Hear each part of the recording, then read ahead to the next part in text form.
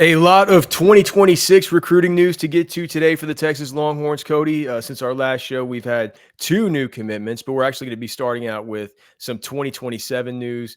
Quarterback Peyton Houston, one of only two uncommitted quarterbacks right now offered by the University of Texas, and somebody that could be stepping into this line of, Arch Manning, KJ Lacey, Diabell, then who, right? Peyton Houston recently visited Oklahoma, and your eyebrows are raised in your column today about his remarks leaving Norman. Yeah, it's interesting. He's the number 6 ranked quarterback in next year's class. I know the main conversation right now is around 2026 kids, but he's a top 50 quarterback, top 50 player, next year, and a number 6 overall quarterback. Got an offer from Clemson this last weekend, but took an unofficial visit to Oklahoma and had some interesting things to say.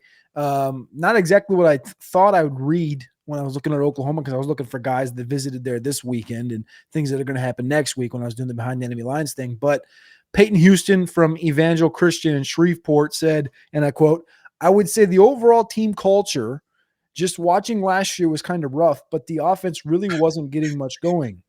Since Coach Arbuckle and Coach Cuz been in there, it seems like they've been clicking on a whole different level. Quarterback John Mateer doing his thing." Huh? In practice? Yeah. Quarterback John Mateer's been doing his thing. I've been watching, and it's definitely a different team. Another one says, "Every time I go out there, me and John are talking," John being Mateer. Houston commented, "It's nothing really about recruiting. We just talk about quarterback talk. Honestly, he's one of those guys that everybody wants to be around for sure. He's actually pretty funny. Me and him are pretty similar in how we talk to coaches. We like to crack a lot of jokes. His leadership is great." And Houston also noted he'll be at Clemson coming up. He's a 2027 kid. Is Shreveport technically closer to Norman than Austin? I'm curious if that is so. It's 375 from Norman to Shreveport. In miles driving, Shreveport to Austin's 370. Dude, it's exactly the same. I was thinking in my head, it feels like it's probably almost equal. You feel like it's, if you look at a map, it looks almost equidistant. I don't know, man. I find it interesting that he's been around that team enough and he's thought about that team enough to where he's talking about Mateer and saying he's a guy that everybody loves to be around, and that, it was rough watching them last year, but they're completely different now, as if he's seen them a bunch. It's like, yeah, I thought to myself, like, what do you mean they're a completely different team now? They haven't played a game. He's been around there to where he's seen it enough and he's thought about it. I find it interesting. I also find it interesting that the Texas seems to have all these eggs in the Peyton Houston. They really must like him. I mean, and I've seen him live. I like him too. I think he's got a big live arm. Yeah, he's good. Like I've talked about his stature. He's shorter than he's listed for sure. And I just wonder, is there any way that they haven't offered Gunnar Rivers at this point? I mean, it doesn't show an offer, but hasn't he been offered? I think so. Yeah, right. I think so. Here's the Peyton Houston thing. This is funny. I didn't realize this. So this was his 6th time in Norman. Oh gosh, in almost a calendar year. So he was there April of last year, June, July, September. So he got to see the whole thing last year. Yeah. Now he's already been there in March and June of this year. So he's been there 6 times. He's been to Texas 3. He was there in March last year, June last year, and January this year. He's been to Texas. He's also been to A&M twice. But he literally, if you wanted to, he could probably write a pretty lengthy, diatribe in the local newspaper about what the culture change has been like in Oklahoma in the last 365 days. Now, how can there be that big a culture change when the guy at the top is still the guy at the top? You would figure that Brent Venables culture is a Brent Venables culture. Except for when you bring in and lose, like you bring in 20 new recruits, 10 new dudes in the portal, and you lose 26 dudes in the portal. That's a lot of new faces. Who's the leaders in the room, right? You lose your big boy Danny Stutzman on defense. Who's the new? What's the culture? Who's the leader? You've had 50 interchangeable faces, 25 out plus, the 4 guy that got drafted. Then you got 25 to 30 new guys in. It's like, I don't know. Is the culture different? Is Jim Nagy got the vibe different now this spring? I don't know. Did you see that Oklahoma? They've hired all those new guys for Nagy's staff. I'm not sure if you saw that Yep. that tweet that they put out today. But man, whatever they're doing, if they're hurting and recruiting, it's certainly not for lack of trying. Dude, they're putting out the images with all the all these new hires. The digital staff is always, the digital staff, it seems like they're doing, I think it's so stupid. Like the photo of Venables doing the horns down with that kid. With I'm that not sure. player. Yeah. It's just like, I usually don't let that stuff. It doesn't bother me because I'm here to report as an analyst on the team and stuff, but just from a purely just common sense perspective, what does it say about your university whenever your main sign has to invoke another school? It has to involve another school whenever your main sign is just saying this school is bad. Like, the only other school that I can think of that has like a sign. This is where I'm going to go with this. The only other school I can think of that has a sign of like something is like Miami, right? Miami's like this, and I've seen people go like this, but I think also like Michigan has like, I think this is like Michigan, but like this is nobody. Like this isn't like this is Michigan, this is Nebraska. Like it's nothing. Somebody's gonna screenshot that you doing the horns down. You know what I'm saying though? Like even like if the Miami Hurricanes thing is like this, it's like Michigan can argue it's this way, right? So I don't like, you can't do the Gator chomp. Like you can't do an inverse Gator chomp. You can't do like the Seminoles thing. Like there's no like, it's the one situation. Do you know what it is at Rice? I mean, probably like a grinder, like you're grinding up rice. Peckham. Like this, really? Yeah, I think that's almost as good as the who's this, TCU? I think that's TCU. Yeah. Well, who knows, man? Imagine if someone did that though. Imagine if it's like, ooh, our rivals TCU, so we're gonna go. Of course, Football with Friends here. We're on every night, 6 p.m. We're brought to you exclusively by Man Eye Institute. See life better. Give them a phone call today, 1-844-WOW-2020. If you've been thinking about getting LASIK, don't get it done with companies that have old stuff.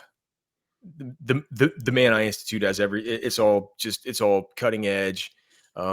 If I were to go, it's so cutting edge that I can't even explain it. It's just, needless to say, it's all the newest stuff. It's all the best stuff. Man Eye Institute, see life better. Okay. Do you want to talk about Corey Wells? Do you want to talk about the 2026 defensive line, kind of the outlook there now that they do have 2 on board? We could also talk that Texas now has all 3 specialists. So like you said earlier, they've got the trifecta locked down. We got Jason in the 3-2-1 earlier today with his prediction. Is that Texas is going to get one more unexpected commitment. Not unexpected, but Surprise. It's going to win more than one of the kind of unexpected recruitments from last weekend's visitor list. He says that he thinks that the Longhorns are going to, in an upset, land either Lamar Brown or Malachi Lee, the offensive tackle from Hawaii. He also threw Jamarian Carlton into the mix. Do you have any thoughts on that? Yeah, I think the Carlton thing has legs. I mean, it felt like he was a shoe-in last fall into this winter, and then it felt like something happened that pulled him apart. Maybe that was just a fugazi. People just weren't talking about him, talking to him, he loved them all along. Texas loved him all along, and now it feels like it's warmed right back up. The Lamar Brown thing, on the other hand, I thought Jason's done a great job kind of covering the fact that, he's had a relationship with Lee Allen Clark since he was like 10 years old. And his dad, Leon Clark's dad, coached Brown like at basketball and like pee-wee grades and stuff like this. And obviously, we talked yesterday about his he was with Justice Terry and Colin Simmons this last weekend on his visit. Big weekend. Jason said he's potentially going to be back in Austin in a week and a half for an unofficial day or two before his LSU visit. He's going to be committing on July 10th. The Lamar Brown thing's heating up, and it's interesting. I asked Jason, because he's listed as an athlete. We've talked about him as offensive lineman and defensive lineman. And I said, did he say anything to you about like what direction? He's like, no, he said defensive line. He said the minute that Leon Clark offered was the minute that he put Texas back in the conversation, because before Leon Clark, Texas had talked about him as an offensive lineman. And then when Leon Clark got to Texas, it shifted in that's kind of what. Well, it's what he wants to be. It's like, why recruit him for what it's like at a certain point in time, you quit recruiting Jatavian Sanders to play defensive end. Yeah. It's like he wants the ball in his hands. It's like this guy wants to play defense. I said it from the first time I saw him. The reason I think that he can be just a mauling, maniacal inside presence, one of these truly special kind of interior offensive linemen, is because he plays like a defensive lineman. He plays with that mentality. He's a killer. And so it's like, I mean, that's what he wants to play. So if you're and he's really good at that too. So I gave up on the dream of him playing interior offensive line the minute I realized it's like he's not going to be into the school that recruits him in that way. It's not going to work out. The other side of this that kind of came to my mind now is, as far as official visitors at the defensive tackle position, we've talked about D tackle and edge and D end and labeling here.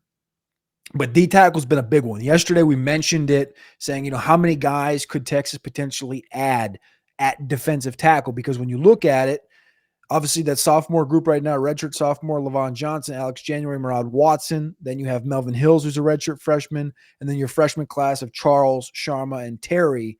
And you need to have a big class here. And so now they have Corey Wells and Dylan Berryman, who have been their two official visitors to this point. Mm-hmm. Also, Lamar Brown. So that's your third. They only have two other official visitors scheduled at the defensive tackle position. Vodney Cleveland this weekend. Who's in this weekend. Yep. Vodney Cleveland, who's in this weekend. And then Kendall Gravel from Fort Myers, who's in the following weekend. And I had an update in my Behind the Enemy Lines on Kendall Gravel from the Georgia site. The Georgia site, they had him in this past weekend.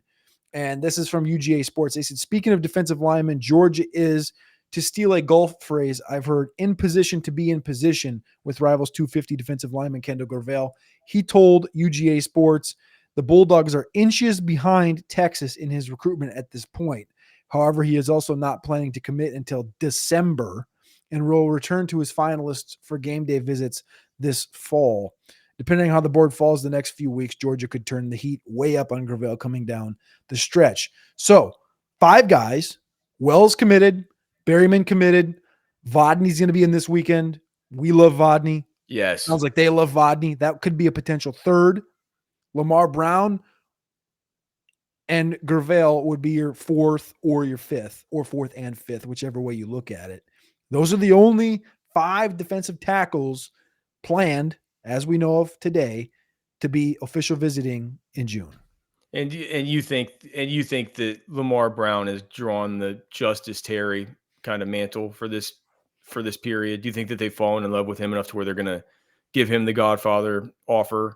And also with Gravel, what don't you think that, I don't know, maybe it's a money thing, but for me, I would want to commit before the season started and then just have it and then just still take visits going into December and change it later if I wanted to, just in case you get injured. I guess if you got injured, they would still offer you. And I don't know. I don't think they wait. In the age of NIL, do you think that makes a difference? Like, well, we were gonna give you 1.5, but you got a blown ACL, man. We can only give you $500K. Dude, are they having to think like that now? Well, I think you're right. I think you're right in the fact that you could say, well, someone may be offering you 500 on your official visit. They come in and they say, we're going to give you, I don't know, for this kid, maybe it's 200. We're going to give you 200. And he goes, I'll wait. I'm going to wait until December. And then he does get hurt and he hasn't committed even under his breath or quietly or silently, as they say. And by December, Texas is like, we'll give you 50 to come here. Like, you could hypothetically lose out on that money, but also I think maybe you look at the inverse. Is like he's DT 20 in America right now. Kendall Gravel, he's not a top 250 player. He might be like, I'm going to bet on myself. He might be saying, like, by the time I'm committing, I'm going to be a top 150 guy. Or by the time I'm committing, I might be the highest ranked uncommitted defensive tackle left. That too. And that way, it's like schools are like, they just get through their season. They got decimated by injury, defensive line, or they just found out the guys that they recruited weren't any good because they got run on for 400 yards a game, and they need to get this thing fixed. And he's the best one left, and it's sort of like this whole way that you get held hostage in the spring portal window, right? Where It's like, do you know what I mean? Yes. So, or a team adds. Or a team, let's say hypothetically Texas gets Vodney Cleveland and Lamar Brown commits on July 10th. Texas has 4 D tackles, and Gravel goes, well, I'm the lowest ranking defensive tackle if I commit there. I'm number 5. Mm-hmm. Maybe I'll go to Georgia and be the 2nd or 3rd. I don't know. I don't know what that looks like. That's just a hypothetical, but I don't know. I think there's 2 ways to skin a cat, and multiple ways actually, but he's looking at it from that perspective and saying, I'm going to wait until December, which I don't hate, but I do think it's interesting. I will say, when we talk on Final Takes, I'm probably going to have the number for commits this weekend probably the same as last weekend, and Vodney Cleveland's going to be one that I'm going to be circling, and the future cast is already in. Did you get credit for the future cast yesterday that you put in on Wells? I think you put it in during the show. Corey Wells? Yeah. I think you put that in during the show, didn't you? And then he committed. Did I really put it in during the show? I thought you did. I did. 11:15 a.m. yesterday. I was the only person that put a future cast in on Wells. Yeah. There you go. You didn't even realize you hit that, dude. Your hit rate's going up and up and up. A heater. Yeah, man, dude. And listen, it's a heater outside right now. So what you guys need to do, go to Specs, get some liquor. You can drink away your sorrows, drink away the heat outside, man. Get some stuff to make a pina colada. It's the kind of stuff that you got to do during the summer, but make sure that you go to Specs. Texans know for selection and lower prices, it all starts at Specs. Shop Specs! No matter what's on the menu, we've got you covered. With all your favorites on tap, you'll bring home the win. Shop Specs! Special occasion? Flirt responsibly. Boots on, drinks up. The fun starts here. Shop Specs, low priced, amazing. Here's to you. Shout. Cheers to savings. Football with Friends is, of course, brought to you exclusively by our title sponsor here, the Man Eye Institute. See Life Better. Make sure and call them 844-WOW-2020 for all of your vision and LASIK needs. But we do have other great sponsors like Specs. We have Texas Beef Traders right there off of Loman's Crossing in the heart of Lakeway. Make sure and go check them out. Today is Tuesday. You know what that means. Tomorrow, the whole new shipment's coming in from Mason, Texas. Go up there. Go see Darren. Go see Shay. Eat some food there with them. Drink some wine. Have some fun. And get your 10% off of your totally grass-fed, non-GMO, bovine nutritionists on staff, no vaccines, no antibiotics, no nothing. That hers never commingle with any others. And we've gotten to the point where it's officially as cheap as the grocery store. And you get 10% off. TexasBeefTraders.com, of course, also thanks to Poncho Outdoors and MyPerfectFranchise.net for being such great sponsors. Cody, great show today, brother. We appreciate everybody being here. Please like the show, subscribe to the channel. We will see you guys tomorrow. God bless you. We love you. For Cody, I'm Alex. We're done.